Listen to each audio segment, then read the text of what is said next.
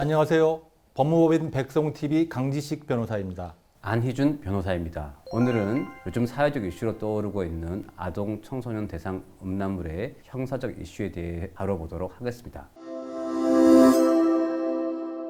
아동 청소년 대상 음란물이라는 게 뭘 말하는 건가요? 네, 그 법률상으로는 아동 청소년 대상 성착취물이라는 용어로 사용되고 있습니다. 그러니까 법에서는 아동 청소년 또는 아동 청소년으로 명백하게 인식될 수 있는 사람이나 표현물이 등장해서 성행위를 하거나 그 밖으로 성적 행위를 하는 내용을 화상, 영상 등의 형태로 표현한 음란물로 정의하고 있습니다. 그 예를 들면요, 언뜻 보아도 19세 미만자일 것 같은 어린 소녀가 나와서 신체의 중요 부분을 노출하는 영상이라든지 아니면 교복을 입은 학생들이 뭐 서로 성행위를 하는 영상, 이런 것들이 아동 청소년 음란물에 해당될 것 같습니다. 그 예전에는 그런 영상물을 그냥 개인적으로 보거나 저장하면 처벌이 안 됐다고 하는데 지금은 좀 바뀌었다고 하는데 어떤 내용인가요? 얼마 전까지 소위 이제 몰카라고 해서 몰래 찍은 카메라죠. 인터넷에 떠돌던 그런 몰카 같은 것을 봤다고 해서 그 처벌하는 조항 자체는 없었는데 지난 2020년 무렵에 이른바 N번방이나 뭐 박사방 사건 등 여성들을 상대로 한 성착취 영상이 사회적으로 큰 문제가 된 적이 있었습니다. 그런 문제점들을 해소하기 위해서 이런 영상물들을 시청만 해도 처벌하는 조항이 법에 규정되게 됐습니다. 특히 아동이나 청소년이 등장하는 음란물의 경우에는 이를 시청만 해도 징역 1년 이상 징역형에 처하도록 하고 있으니까 굉장히 유의하셔야 합니다. 제가 최근 그 몇 건의 사건들을 상담해 보면서 느낀 점은 대학생들이나 군인 등 젊은 남성 중에 이런 법률 변경 사항이 있는 걸 잘 모르고 있는 분들이 참 많구나 하는 점을 느꼈습니다. 그래서인지 아무런 생각 없이 인터넷이나 SNS 등에서 아동 청소년 대상 음란물을 구입하여 시청하거나 소지하다가 수사를 받는 사례가 많이 있었던 것 같습니다.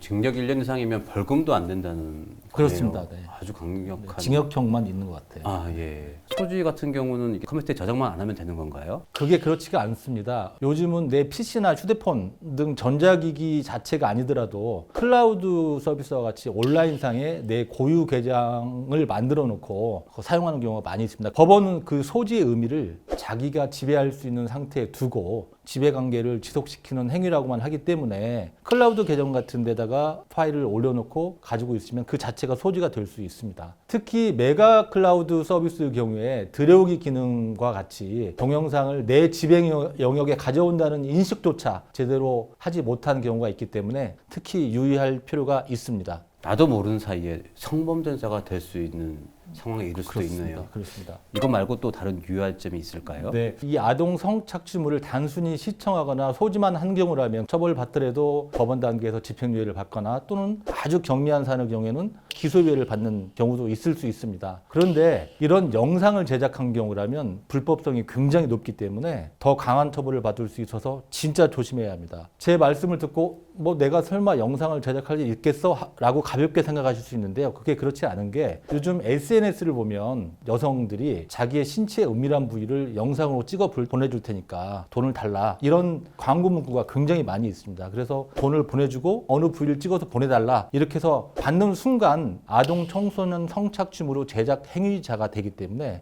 중한 처벌을 받을 수 있습니다. 제작 행위자요? 그렇죠, 그렇죠. 근데 이 문제는 형량이 굉장히 높다는 것입니다. 얼마나 형량이 그러니까. 징역 5년 이상에서 무기징역까지 할 수 있거든요. 살인죄랑 똑같은. 그렇죠. 안민호 선생님 잘 알겠지만 살인죄가 지금 징역 5년 이상에서 그렇지 않습니까? 그러니까 경우에 따라서는 수사 단계에서 구속까지 될 가능성이 굉장히 많습니다. 따라서 아동 청소년물을 시청해서도 안 되겠지만 특히 돈을 주고 상대방의 중요한 신체 부위 등을 촬영해달라고 하는 행위는 절대로 삼가하셔야 됩니다. 이 성범죄 관련해서는 형사처벌 말고도 다른 불이익도 많다고 들었는데. 행위자의 경우에는 부수적으로 신상 정보가 공개되거나 또는 취업 제한 등의 불이익을 당할 수도 있습니다. 또한 특정 직업군, 뭐 예를 들면 공무원이라든지 이런 사람들은 형사처벌 외에도 신분적으로 불이익을 받을 염려가 있어서 이 부분을 유념하셔야 합니다. 공무원이나 교사는 성범죄로 벌금 100만 원 이상의 형이 확정되면 당연퇴직 사유가 되기 때문에 법적으로 다퉈볼 방법도 없습니다. 따라서 음란물에는 접근 자체를 하지 않는 것이 좋습니다. 이처럼 성범죄 사건의 경우에 법정 영역이 높고 또 신분관계에 많은 영향을 미치기 때문에 초기 단계부터 잘 대응하는 것이 중요합니다. 그 안 변호사님도 아시겠지만 검찰의 경우에는 성범죄 전담 검사가 있지 않습니까? 그렇죠. 그게 이제 성범죄의 이런 법이 너무 복잡하고 뭐 부수 처분이라든지 이런 해야 될 것이 많고 이러니까 전문성이 되게 강하지 않습니까? 반면에 우리 일반 사람들은 그냥 아무 대응도 하지 않는 경우가 많기 때문에 이러다가는 아까 말씀드린 그 신분상으로 또 형사적으로도 되게 중한 처벌을 받을 수 있기 때문에 수사 초기 단계부터 변호인을 선임해서 잘 대응하는 것이 가장 중요하다고 생각됩니다. 지금까지 아동 청소년 대상 음란물에 관한 형사적 이슈에 대해서 살펴봤습니다. 오늘 영상은 여기까지입니다. 지금까지 소중한 시간 함께 해주셔서 감사합니다.